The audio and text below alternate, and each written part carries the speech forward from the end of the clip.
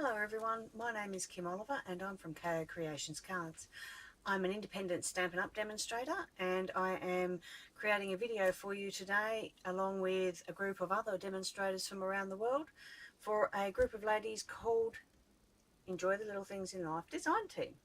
We'll be using the Stitched Seasons framelit dies from the Blended Seasons bundle, and this is only available during the month of August, so you still have a couple of days left to purchase this. Okay, so if you want to buy this set, you can buy it as a bundle or separately, and it's available in my store online. Also, I'll be using this Clearmount bundle stamp set called Country Road, and that is available on page 163 in the annual catalogue. And that's a beautiful stamp set just for those people that like the rustic look, which I do. I love rustic and vintage. Also from the annual catalogue, I'll be using the Subtle Dynamic Textured Impressions embossing folder, which can be found on page 233. Yeah, that's better. There you go. It has a lovely little effect. Now from the upcoming holiday catalogue, I'll be using the 10 Tile Dynamic Impressions embossing folder. Can you see that better? And that is part of the Country Lane suite, and it's on page 43, I think, of the holiday catalogue, and that'll be available to customers from the 5th of September. And also from the holiday catalogue, I'll be using this Corrugated Dynamic Textured Impressions embossing folder, and that's on page 13. That's part of the Festive Farmhouse suite. And I'll also be using a piece of the Festive Farmhouse DSP, this lovely green striped mossy meadow colour. Okay, I've got my piece of paper inside the Stamparatus here. I've got my stamps in position. I'll be using this little weather vane, the wagon wheel and the star. And I'll be stamping them in Memento to start with. Memento ink. So I'll just move this down so you can see.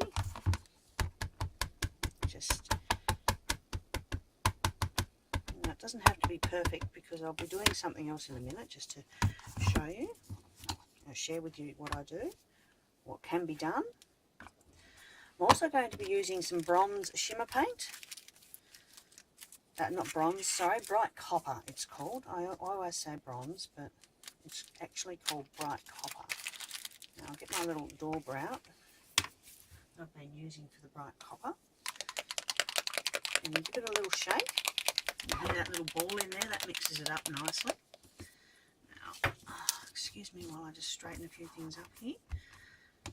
Now you see how that, there we go, it's a little bit better. And we can, because it's the Stamparatus, we can re-ink our images, and we're not going to have any shadow effect, and we can make that darker and a much more perfect image here.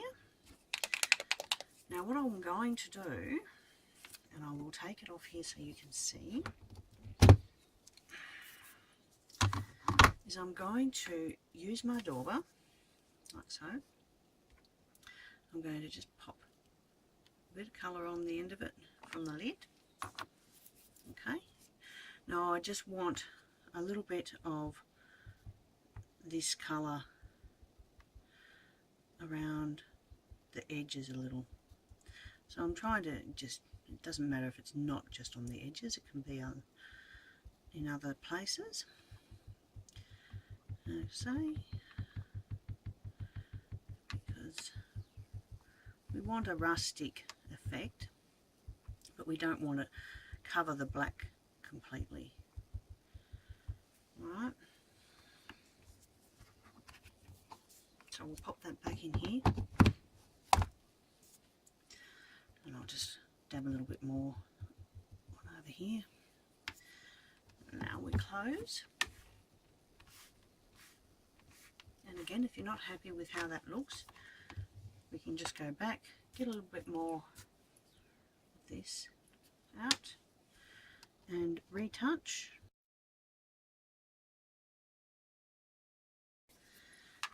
And I think that is pretty good. I'll show you how that looks. Can you see that shimmer on there? Yeah. Now that's going to get fussy cut. My stamps away, obviously. So we've got these ones here, and then I've fussy cut them here. So as you can see, there's a different effect for each different item here, and I've popped Metalic Brads. You can get silver, copper and gold in these, and there's some cute little buttony type ones as well. I've used pretty much all of mine. I haven't got many left at all. So that's just in the centre of the wagon wheel there. We'll pop this up out of the way. Now we're going to use a piece of A4 Whisper White, cut in half lengthways, so portrait style. Let's cut it 10.5 centimetres and then 14.9 centimetres, scored, fold it in half, and we have our card base. I've got a piece of corrugated cardstock that is almost 10.5. It is actually 10.3, and it is also 14.6 centimetres in length. And we're going to distress that up a little bit more than what it already is. Now I've actually got a distressing tool. Stampin' Up used to make them here, but you can also use your scissors. So just to show you what I mean by distress, you're just going to get your scissors closed, and we're going to rough the edge up like so. I love the distressed look. This was created using the corrugated copper. Now I'm also going to add to that the Memento ink. Not a lot. I'm going to use a sponge dauber again. This is what I did for this. I've used the sponge dauber here, and I've just gone along and wiped the bright copper on. Now a sponge dauber. Now I wash my sponge daubers. I don't actually keep them in little containers and have them marked with colours. I actually just wash them because I don't have a container for my sponge daubers. Now I'm going to grunge this up a little bit. I'm going to find a piece of scrap paper that I can use my dauber to get any excess off, because I don't want it too streaky. And I'll start in the centre because this piece we won't see, and I'll just make it dirty looking, just like so. You don't want a lot, just a little, just like that. Now the tin tile piece, this is done, that was crumb cake. This is cherry cobbler. Now this is a piece that is 10.5 centimetres wide by 7.5. So 10.5 by 7.5. And it's already got the bronze. Sorry, there I go again, calling it bronze, the copper. So same thing, I've just used my sponge dauber with the bright copper on it. And I'm going to use the same sponge dauber I just used to apply the black here to this. And I'm just going to grunge this up a little, make it all dirty, just to give it that aged, antique-y feel. That's all. And we put it over every area, but not covering it completely. Sorry, shaking my hand in them. So that's our two pieces. Now we've got a piece of our Festive Farmhouse in Mossy Meadow. That has been cut at 8 centimetres across by 11 centimetres, and that's going to sit like so. That's my plan at this stage. Now for the subtle embossing folder, I have got a tiny little piece of early espresso paper, cardstock, sorry. That is 6.6 centimetres by 8.8 centimetres. So 6.6 by 8.8. And that has got that tiny, it's really hard to see, texture. Can you, oh yeah, there it is. Now we can bring that texture to the front a little bit more by just gently wiping the extra little bit of copper we've got. Not a lot, we don't want to make it too bright. Not this one, we want it really subtle, a subtle background still. It's only going to be peeping from the corners. That's my plan, have it little peeping out. So again, we can add that texture to it, make that texture stand out. And also, again, with our black,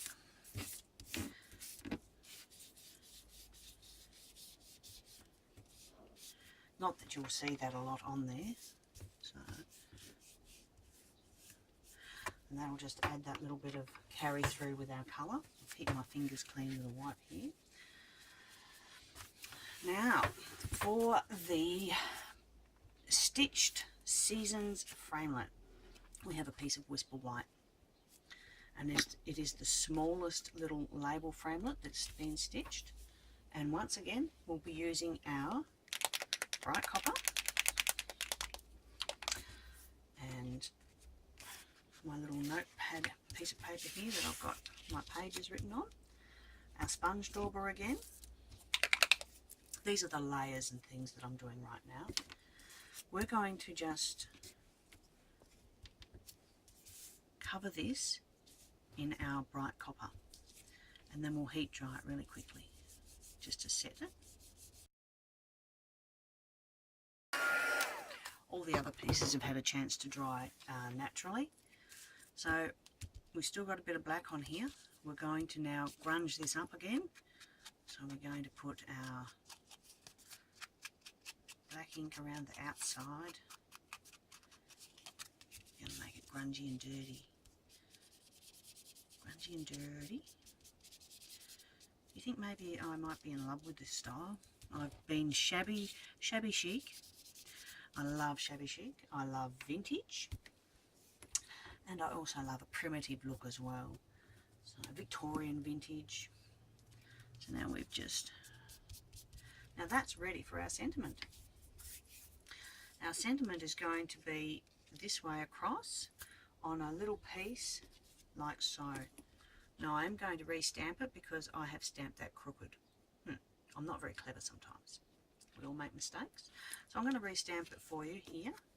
And I won't be using the Stamparatus, I'm going to use my grid paper.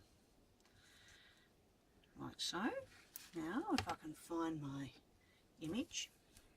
Now I've also used my grid paper to line up the words. So all these letters and words here run in a nice line so you can see where they are.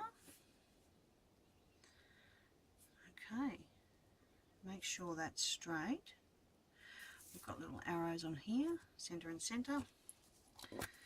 Wish me luck, guys. Wish me luck.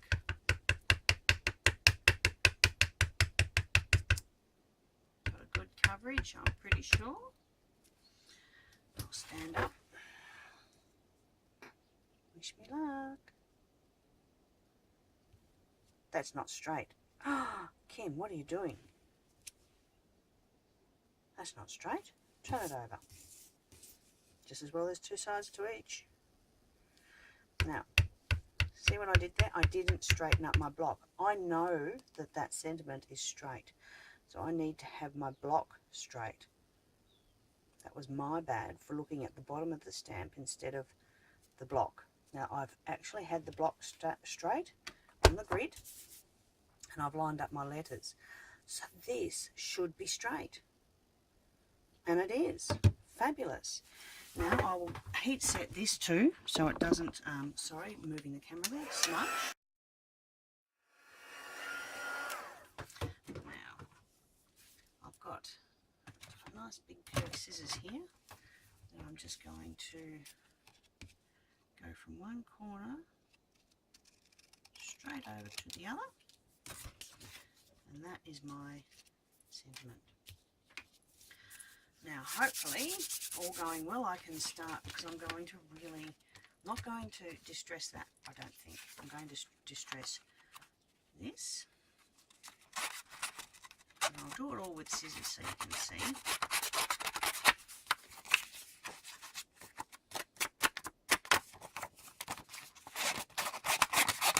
So we have our pieces that are distressed, these two.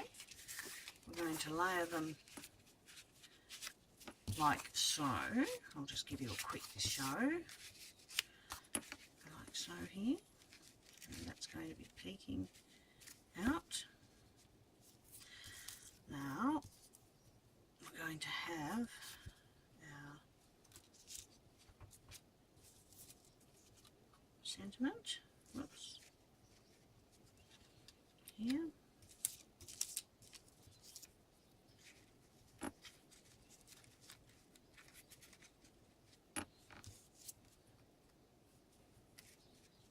We've got Father's Day coming up, and this is going to be for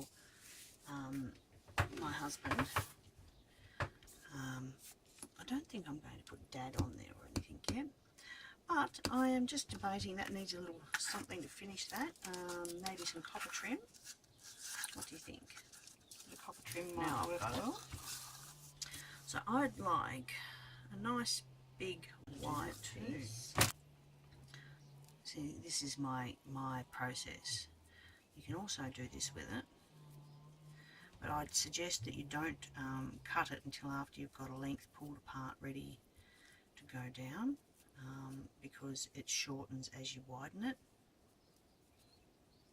So we'll just keep pulling it apart here on the length. So I like that effect too, nearly there. I really do like that effect actually. So I might use this. Did this just recently on a card that Crazy Crafters blog hop. So I think that's enough to go across beautifully. Now, have I got my linen thread sitting here? Yes, linen thread. So we've got this choice or that choice. So what I might do right now is I might just put these layers together. Okay. Alrighty, that's a bit better. There we go. Now I'm going to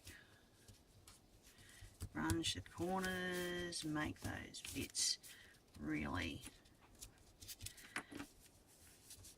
look ragged. There we go. I like the way that looks. Now, as this and this are all going to be together, I am going to, I think, pop that on there with glue.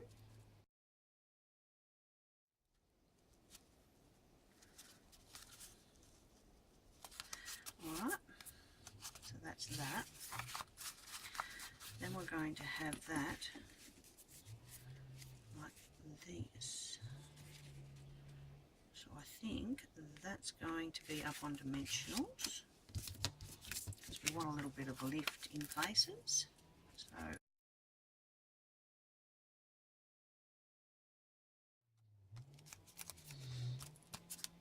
now just going to pop that on a piece of plastic for now, so I can play with it and see what it looks like, because I've got those little pieces unstuck. And this is where the fun starts. Now I could go like so, have you there. Yep, I think that looks pretty good. So I'll use glue dots to hold that in position. That, and that. Now, I think linen thread.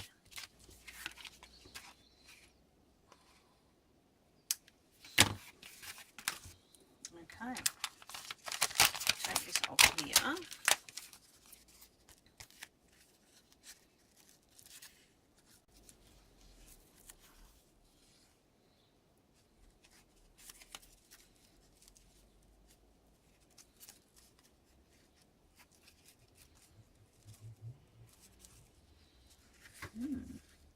Yep.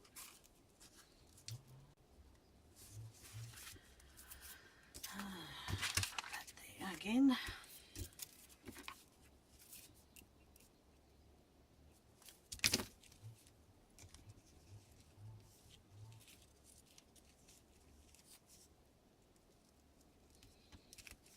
Right.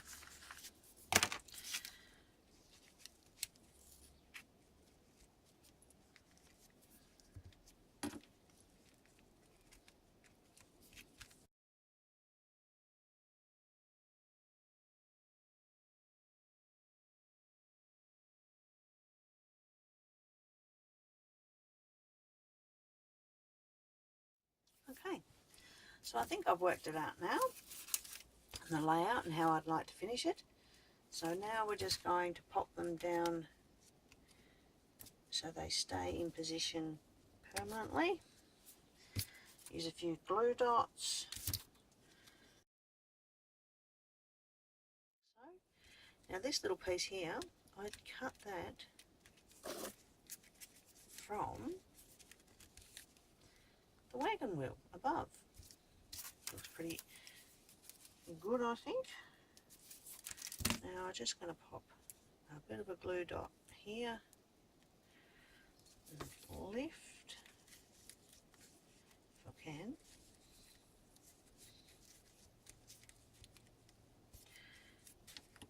And pop that underneath like so. And that'll stay there. And I'll pop a glue dot underneath the wagon wheel. And we're done.